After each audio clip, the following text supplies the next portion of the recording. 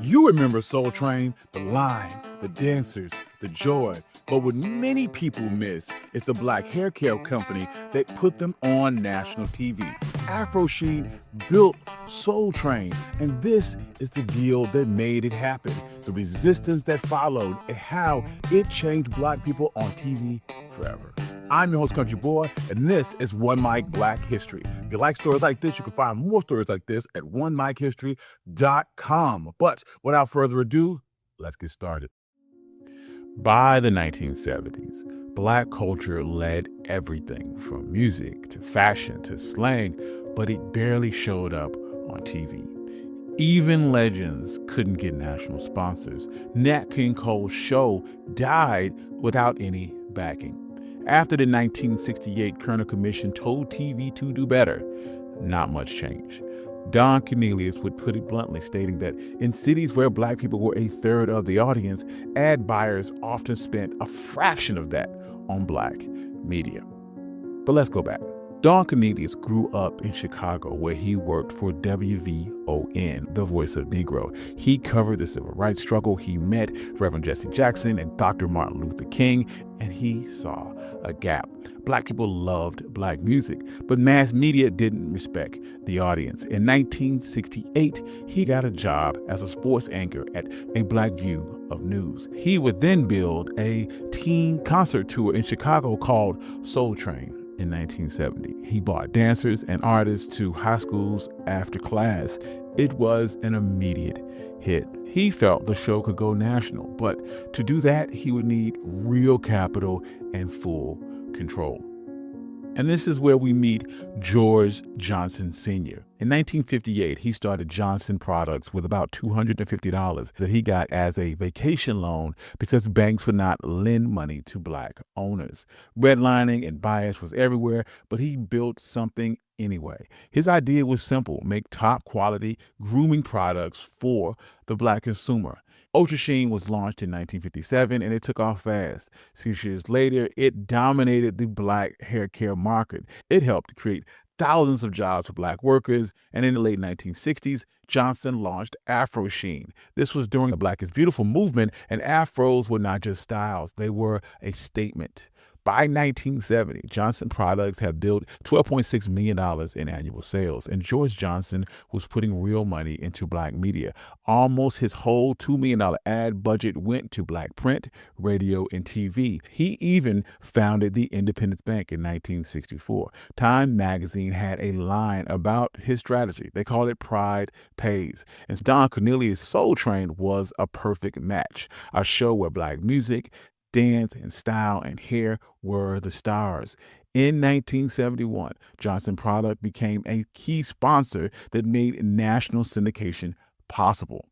Don Cornelius would state that it took George Johnson, who had both money and foresight, to get this show started. Those ad dollars did three huge things. First, it upgraded the show from black and white to color for the national broadcast. Second, it helped buy time and distribution city by city. The show would launch October 2nd, 1971 in 7 major markets and reach 18 by the end of the first season. Third, it let Don Cornelius keep ownership and creative control, which was rare. Most creators had to trade control for access.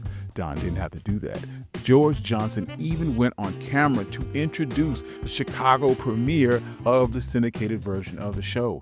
Afro Sheen then ran in spots, often starring Soul Train dancers. The dancers got paid, and the ads felt like a part of the culture, not a break from it. But this wasn't an entirely smooth ride. Many station managers said ad buyers didn't want a show centered around black dancers or a black audience. Don Cornelius often heard, "We'll pass, our schedule was full," and one person even told him, "These people don't have any money." They didn't say the word race, but they didn't need to. Some of the stations even buried the show in terrible time slots. In Chicago, the syndicated version often aired at 2:30 p.m. on Saturdays. It often got preempted by sports and pushed to midnight, and other cities skipped episodes for weeks.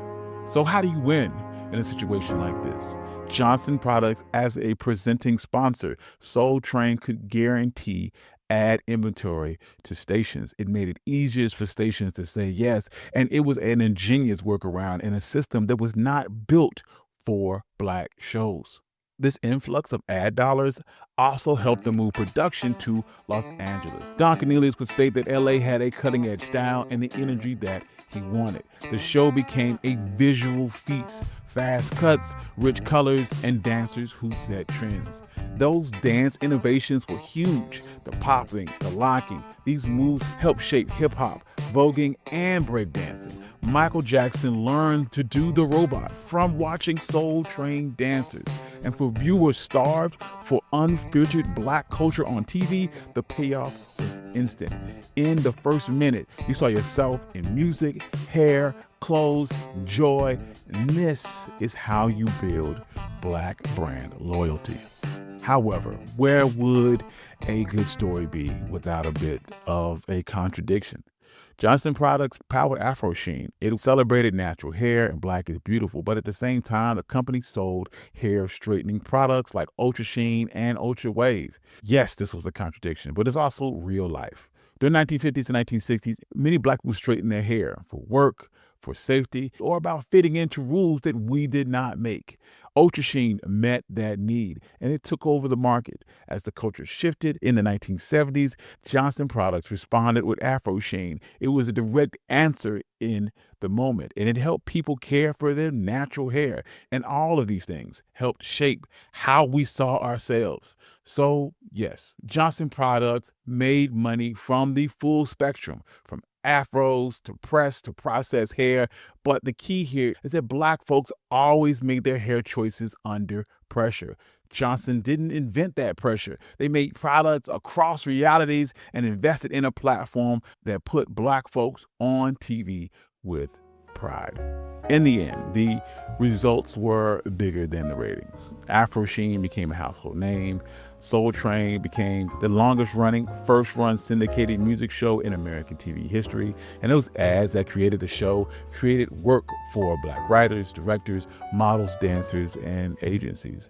Don Cornelius kept creative control, and Johnson Products put money into Black institutions and supported the civil rights movement. These Black visions shows us that when Black vision meets Black capital, you don't just get a show, you get a pipeline for Black culture. Don Cornelius built Soul Train to counter the images of how we saw ourselves on TV. And week after week, Soul Train kept that promise. And it's only right that we quote Don Cornelius in our send-off.